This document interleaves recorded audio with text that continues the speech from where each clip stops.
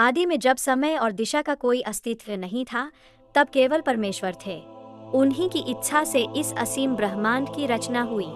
असंख्य तारों, आकाशगंगाओं और अदृश्य लोकों में उनकी महिमा चमकने लगी। परमेश्वर ने अपने गौरव को प्रकट करने के लिए स्वर्गदूतों को उत्पन्न किया। वे शुद्ध प्रकाश के प्राणी थे, जो निरंतर उनकी स्तुति करते और उनकी आज्ञा का पालन करते। इन सब में एक स्वर्गदूत सबसे सुंदर और तेजस्वी था। उसका नाम था लूसीफर। लूसीफर की शोभा और सामर्थ्य अतुलनीय थी, किंतु समय के साथ उसके हृदय में अहंकार अंकुरित हुआ।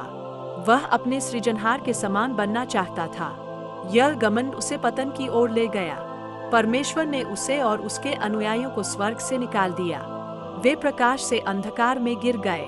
उनके पतन के बाद ब्रह्मांड का एक भाग, पृथ्वी, सुनसान और शून्य पड़ी रही। करोड़ों वर्षों तक यह स्थान अंधकार और निराकार रूप में पड़ा रहा। लेकिन परमेश्वर की योजना इससे कहीं महान थी। उन्होंने निश्चय किया कि इस निर्जन धरती को फिर से जीवन से भर देंगे।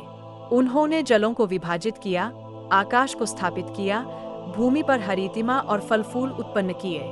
सूर्य, चंद्रमा और तारों को नियत स्थान पर रखा, ताकि दिन रात और ऋतुएं व्यवस्थित हों।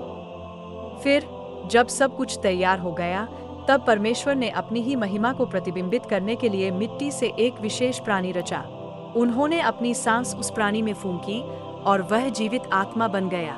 परमेश्वर ने उसका नाम रखा आदम। आदम को उन्होंने इस पृथ्वी पर अपना प्रतिनिधि बनाया, ताकि वह धरती की देखभाल करे और उसकी महिमा को प्रकट करे।